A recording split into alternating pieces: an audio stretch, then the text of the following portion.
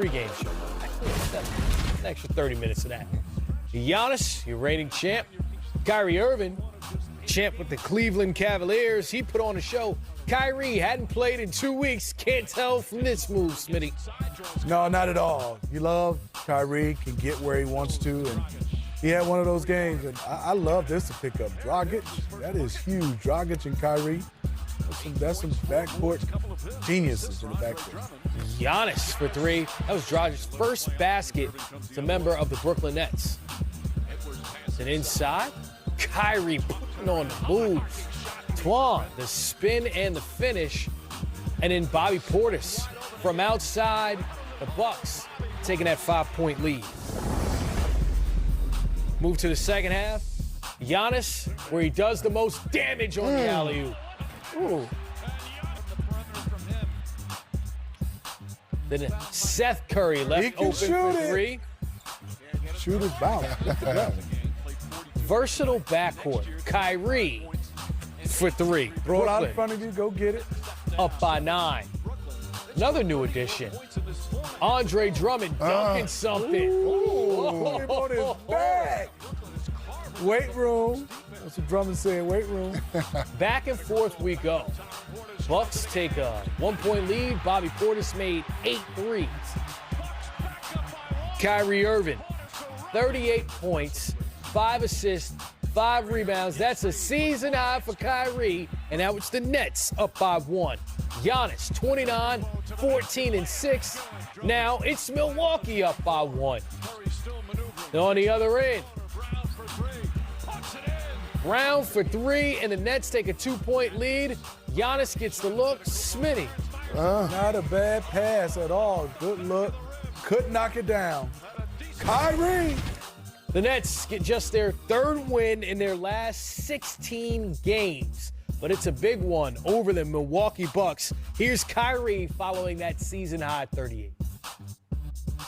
38 points, a season high for you. How are you able to just miss 2 weeks and just step in and show out?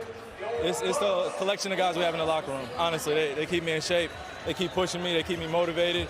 And, it's not an ideal season for us, but we just got to keep pushing through all those barriers and those circumstances that are at hand. You can't control them, but when we get our full team back, we're gonna be good. Not ideal. Ben is still a little bit away. Kevin is close. New York is thinking about lifting the vaccine mandate. Just how hopeful are you allowing yourself to be that this can all come together in time? More than hopeful.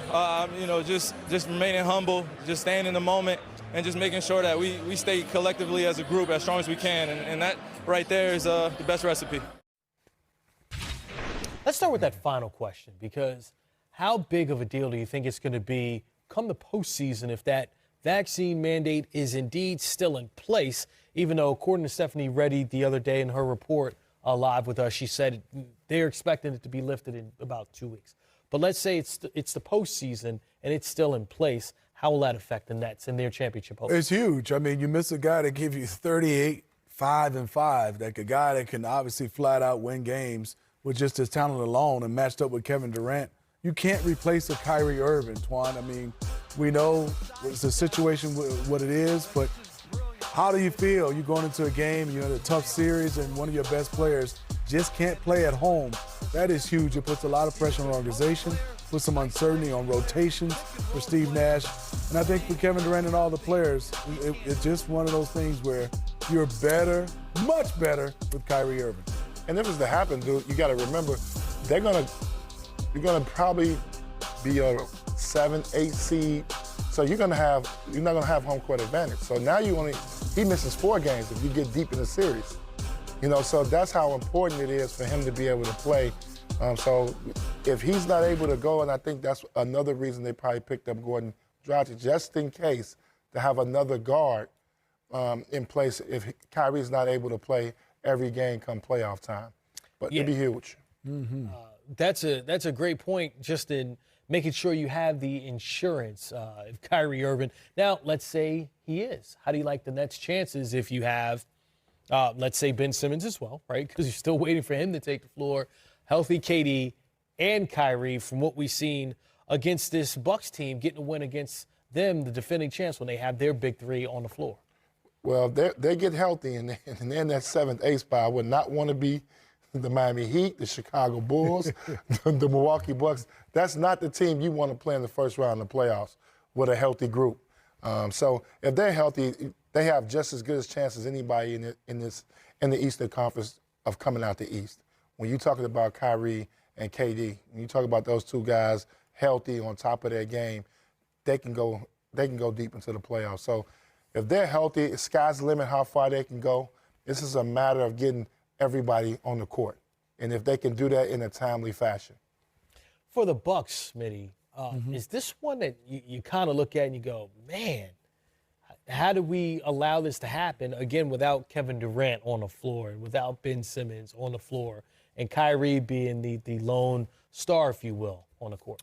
Well, it's been an interesting season for Milwaukee. They just haven't had any consistency. I think they've had some guys out. Brook Lopez has been huge for them as far as a guy that they've been missing. He does a lot for them. He has size, he can rebound, but also he can stretch it. And yes, Bobby Portis has played well, but I think for the Milwaukee Bucks, they need their total package back.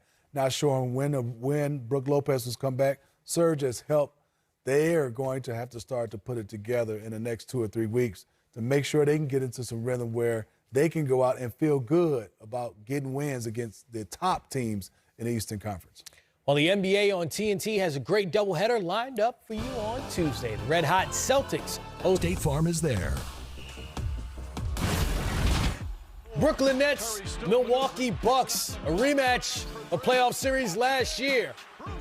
And Bruce Brown, part of a 13-4 Nets run to take the 2-point lead. And look at the performances we're seeing. Bobby Portis has made 8 threes. He's got 30 and 12. Kyrie Irving, 33, 5 and 5. And Giannis, right on his averages. Think about that.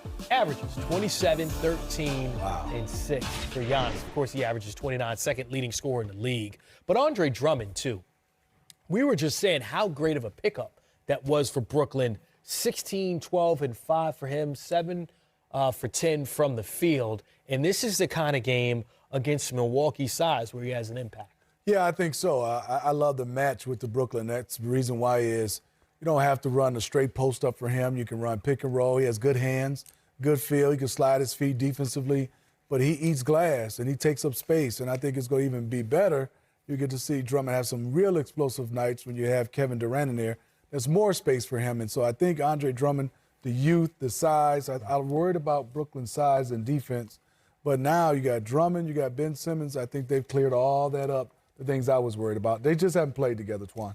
Yeah, and Drummond's great for them because now when he was in Detroit, he was called to be a scorer. Now he can do what he does best, rebound, get putbacks, be a high-energy guy, and he fits into what they're trying to do moving forward in the future.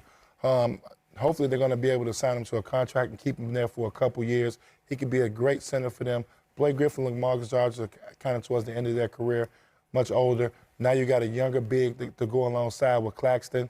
And now you got 2 young bigs to go along with that core of obviously Durant, Ben Simmons and KD. So they headed in the right direction. James Johnson playing some defense and getting that block as Portis had hit 8 threes. So when you're looking for a big defensive play, there it is. Now, you said it too. No Kevin Durant, no Ben Simmons, theoretically the best defensive player on their team in Ben Simmons, and obviously, if not the best offensive player in the league, Kevin Durant, not on the floor. So if you're in Milwaukee, you're kind of going, oh man, this is a close one without those guys on. But this is what Milwaukee's season has been. I was saying this earlier, is they're inconsistent. They take nights off like this, games they're supposed to win, especially at home. You got to take care of business. But we also got to remember Brooklyn's starving right now. They're starving for a win. So you got to figure you're going to get a great effort from them, and Kyrie's having one of those nights.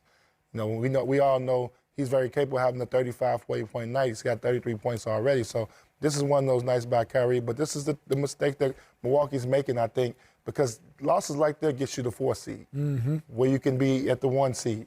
And I just think this is where you don't get the places. I know they can go in there and win, but you want to still take care of business and try to still finish this thing out, especially when you're the champ.